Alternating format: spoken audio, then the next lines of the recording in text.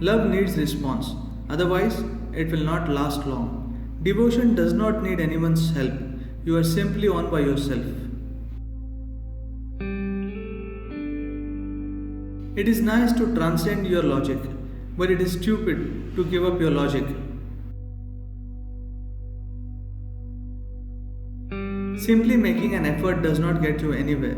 It has to be the right kind of action, timing, and place. Look at everything as an infant does, absorbing everything, not judging anything, not labeling anyone.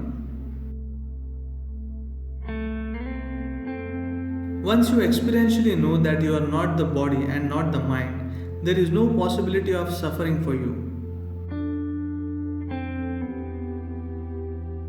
I have never done any action for satisfaction. Everything I have done is an expression of my blissfulness and my love for what is around me.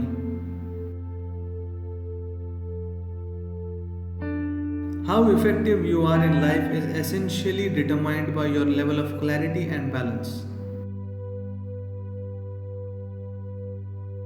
Do not like anyone, do not dislike anyone, just be with them. If your goal is ultimate liberation, every breath, every step, every beat of your heart should become conscious. This is a dream of many people, unconditional love. There is no such thing. In every relationship, there are conditions. If you have concern for people around you, you should strive to make everything about you and around you beautiful. The mind is like a mirror. A concave mirror exaggerates, a convex mirror depreciates, a plane mirror shows you life the way it is. If you evolve within you, there will be no pride, no prejudice. You will perform action out of pure absolute sense. There is no such thing as having achieved your fullest potential. As a human being, you are a limitless possibility. A ball can change the world. It's not about the ball, nor kicking, nor the cup. It's sheer intensity of involvement. Knowing this in life is yoga. Once you let your past decide how you experience the present, you have destroyed your future. There is difference between a genuine spiritual process and spiritual entertainment. I have decided I will not enter entertainment business. However dear something may be to you, including your own body and life, you must know how to let it go gracefully when the time comes. No one likes to be managed, but everyone longs to be included.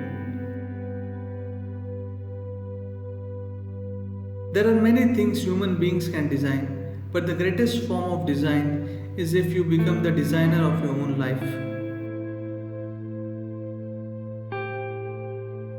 To be able to sit still, working only on your body is not enough. You also have to settle your mind, emotions, and energy.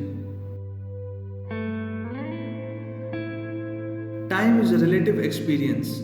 For one who is focused and joyful, it is a very brief life. Whatever you do or give, one thing is most important, that you do it with a truly loving heart.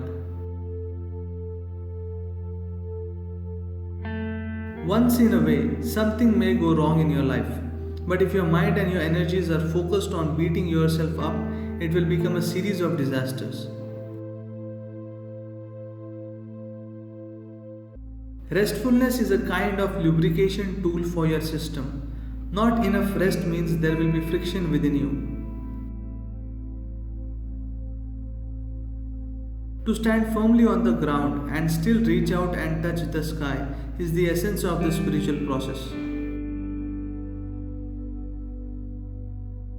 May your being blossom to bring bliss and beauty to all. The boundless grace of the Guru is upon you. Every other creature on the planet is eco friendly. Only we human beings need to learn to live consciously. For your innate qualities and possibilities to find expression, it needs a highway of willingness, not the cage of unwillingness. Your body should feel like breeze, only then are you really healthy. How you are in this moment, both mentally and emotionally, manifests in every action that you perform.